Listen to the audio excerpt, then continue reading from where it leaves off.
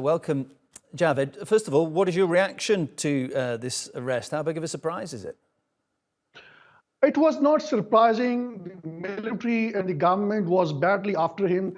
They were desperate. Previously, they had conducted operations at his residence and they badly failed because there was large-scale public reaction. People actually gathered at his residence and they faced the police brutality.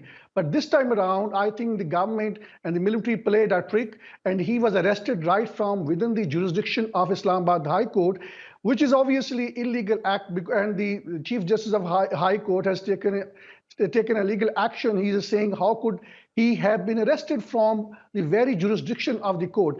Though there were charges of corruption against him, that's a long story. I mean, there have been more than 140 legal cases pending against former Prime Minister Imran Khan, which he says are politically motivated. But now we have to see in what manner there is going to be reaction. Public reaction is expected to be huge, and there could be possible unrest in coming hours and in coming days. At this point of time, it is hard to predict what is going to happen, but some of the roads of Islamabad have been blocked, and there are credible reports that many of the members of the opposition parties have also been arrested to prevent large-scale unrest. But this is a very developing story. We have to see a bigger picture. Former Prime Minister Imran Khan was under an assassination attempt back in November last year, and he had blamed the military, and more particularly the very senior official of the ISI, and he has been saying that he's been masterminding his arrest. And he had also said in the past that if he is arrested, he could possibly be poisoned, is slow poisoned. He may die within a matter of days and weeks because of those medicines. These have been his apprehensions. And I think as we speak, there have been many gatherings from across the countries, but so far I have not heard that there is a blockage of any major highway outside Islamabad. I mean, it's remarkable to think that he could be arrested basically on the steps of a court where he's already facing charges of corruption. This will only play, won't it, into the narrative that he himself was saying. He posted a video just earlier on in the day saying that there are attempts afoot to stop me from mobilizing my support, to stop me from campaigning. Doesn't this just support the argument that he's giving when they could have just let justice play out?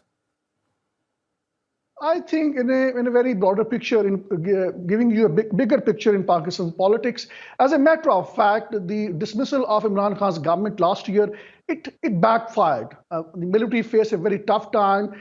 It is unprecedented in the history of Pakistan that he took on a powerful military, blaming military for much of the mess that Pakistan has been going through. He blamed the military and secret services that they are responsible, along with the political government, for assassinating him, for making a failed assassination attempt, and then also naming specific officials of the military.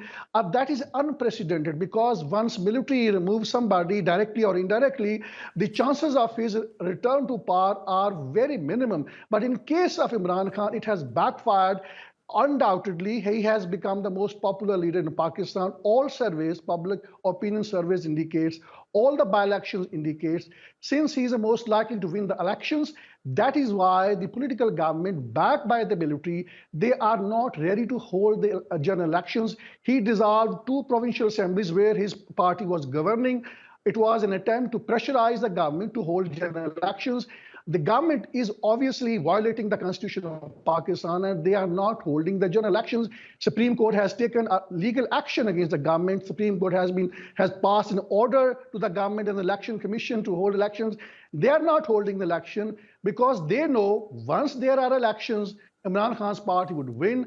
And I think in a broader picture, I would say that I think there's also great regional politics which is involved in the arrest of Imran Khan, because apparently Imran Khan has mended his relation with the Americans.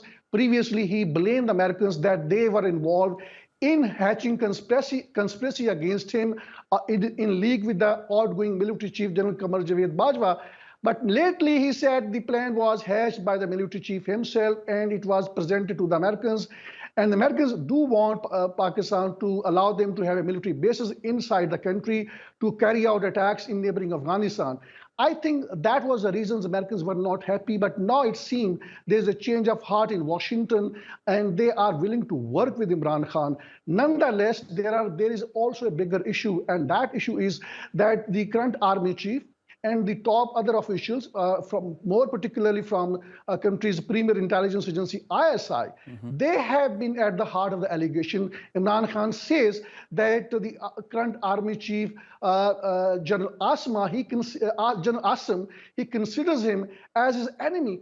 I think that speaks volume of what is going on in Pakistan. It is a... Javed, I apologise to interrupt you. I just want to come back to something you said earlier, because you said, I think it's an important point. You said, it was the politicians that got rid of Imran Khan with that no confidence vote. It wasn't the people. You say he's still perhaps the most popular politician in the country. Just how likely is it that his supporters, if they are so significant in number, they're going to actually do something about this? How likely is it there will be protest or take further action? Well, going by the track record, previously they tried to basically hold protests in front of the military cantonments, some of the military buildings.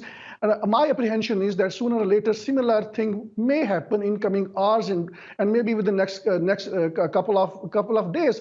But we have to understand that already more than 3,000 members of the opposition parties have been arrested, which means that the government and the military considers that now the very ability of opposition parties to retaliate or to react has been by and large cut to size. But we have to see that since Imran Khan enjoys a large-scale public support, he also enjoys support from within the ranks and files of the security forces, and more particularly from within the military. So I think keeping him under detention is something easier said than done. It would probably, they will have to release him sooner or later because of the public pressure and because of large-scale public support that he enjoys, and also he enjoys support from within the judiciary. So let's see how things unfold. But certainly it can land Pakistan into a new wave of political crisis. Pakistan is already in crisis. Its economy is already in bad shape. The political activities are so much on the rise. I think it will be very difficult for the military to manage the things in days to come. Joining me live on the line from Islamabad, political analyst Javed Rana there. Appreciate your time.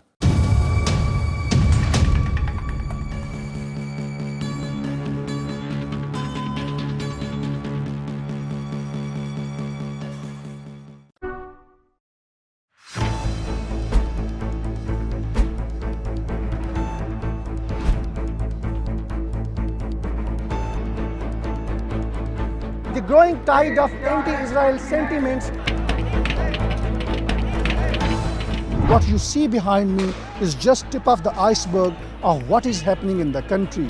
More than half of $52 billion black CIA budget is spent on espionage network in Pakistan. How would you handle it?